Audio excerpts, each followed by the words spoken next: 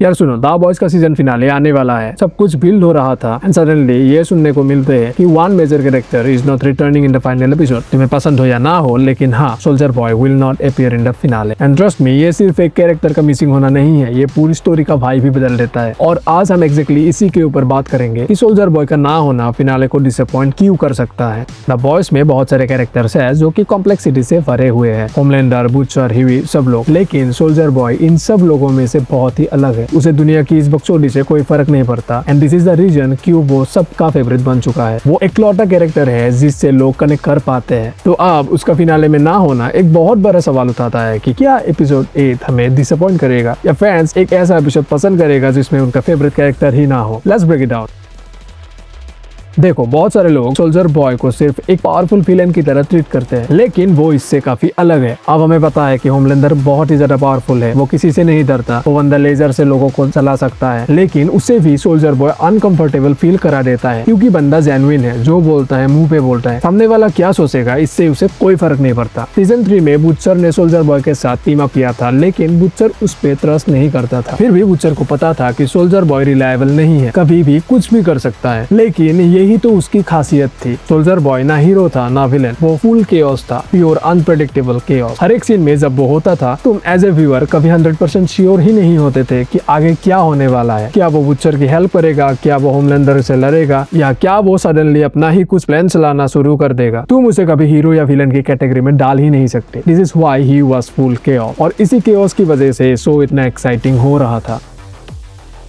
Season 3 के कुछ moments genuinely shocking इसलिए थे क्योंकि सोल्जर बॉय का रिएक्शन प्रेडिक्टेबल नहीं था। नॉर्मल सुपर हीरो शोज में तुम 5 मिनट पहले ही गेस कर लेते हो कि हीरो क्या करेगा, लेकिन सोल्जर बॉय के साथ ऐसा बिल्कुल भी नहीं है। Unpredictability this is the most powerful tool of a writer. जब ऑडियंस नहीं जानती कि आगे क्या होगा तो वो स्क्रीन से नजर नहीं हटा सकता, और सोल्जर बॉय एग्जैक्टली वही करता था। उसे फिनाले से हटा देना मतलब उस अनप्रेडिक्टेबिलिटी का एक बड़ा हिस्सा भी हटा देना। अब बात करते हैं फिनाले के बारे में। अगर फिनाले में सोल्जर बॉय होता, पॉसिबिलिटीज इनफाइनाइट थी। वो होमलैंडर के साथ आ सकता था, उसके अगेंस्ट जा सकता था, अपना कुछ अलग ही एजेंडा चला सकता था, बुचर को बिट्रे कर सकता था, रायन को इन्वॉल्व कर सकता था, कुछ भी कर सकता था। लेकिन अब जब वो नहीं है, the story becomes more simpler. Butcher versus Homelander, soups versus the boys. And ये बुरा नहीं है, ये स्टोरी इमोशनली स्ट्रॉन्ग एंडिंग हो सकती है, लेकिन बहुत ज्यादा प्रेडिक्टेबल है। तुम ऑलरेडी 70 to 80% गैस कर सकते हो कि ब्रॉड स्ट्रोक्स में क्या होगा। और एक 5 सीजन वाला शो जिसमें हर बार ट्विस्ट पे ट्विस्ट दिया गया, वो अगर प्रेडिक्टेबल एंडिंग दे तो लोग सेटिस्फाइड नहीं होंगे। स्टोरी पहले से ही काफी सिंपलर हो जाएगी, और सिंपलर नेसेसरली बुरा नहीं होता। लेकिन शो का यही ब्रांड था कि तुम कभी कंफर्टेबल फील नहीं करते थे। अब वो कंफर्ट जोन मिसिंग है। यहाँ एक और चीज है जिसके बारे में बात करनी चाहिए, जो कि है फैन एक्सपेक्टेशन। लोगों के बीच इतने सालों से इतनी सारी थ्योरीज बनती आ रही है। लोग एक imaginary version of the finale अपने दिमाग में बना लेते हैं, और वो इमेजिनरी वर्जन वो एक्चुअल फिनाले से हमेशा बेहतर लगता है। लोग डिसअपॉइंटिंग इसलिए फील नहीं करते कि चीज बुरी थी, बल्कि इसलिए फील करते हैं क्योंकि उनके वर्जन्स कुछ अलग ही थे। सोशल मीडिया ने एक ऐसी एक्सपेक्टेशंस की दुनिया बना दी है जहाँ रियल कंटेंट कभी कम्पीट नहीं कर सकता, और द बॉयज फिनाले इस स्टेप में फंस सकता है, और प्रॉब्लम यही है।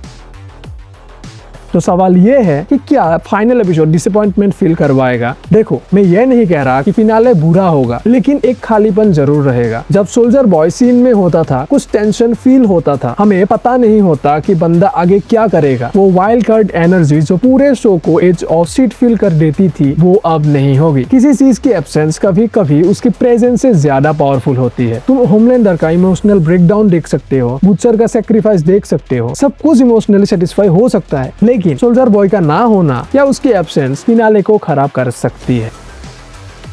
लेकिन मैं फिर भी फेयर रहना चाहता हूँ, तो एक काउंटर पॉइंट भी सुन के जाओ। शायद सोल्जर बॉय का ना होना is actually better than we are thinking. अगर वो होता तो स्टोरी और डिवाइडेड हो जाती, उसकी अपनी आर्क, उसका अपना एजेंडा, और फिर बुचर की आर्क, होमलैंडर की आर्क, रायन की आर्क बहुत ज्यादा हो जाता, जो कि 1 घंटे की एपिसोड में पॉसिबल नहीं है। लेकिन विदाउट सोल्जर बॉय अब फोकस क्लियर है, बुचर वर्सेस होमलैंडर। यही द बॉयज की एक्चुअल इमोशनल कोर है। और अगर राइटर्स ने वाइजली डिसाइड किया है कि सोल्जर बॉय से डिस्ट्रैक्शन एक्शन नहीं चाहिए तो शायद द फाइनल एपिसोड इमोशनली काफी टाइट और इम्पैक्टफुल हो। कई बार एक क्राउडेड स्टोरी सेटिस्फाइंग नहीं होती, sometimes less is actually more. तो शायद ये बोल्ड डिसीजन सही निकल जाए। मेरे हिसाब से सोल्जर बॉय इस शो का कोर था ही नहीं, वो सिर्फ कुछ एलिमेंट्स को ट्रिगर करने के लिए इंपॉर्टेंट था। You can tell me your opinion in the comment section. I'll meet you in the next one. Till then, bye bye.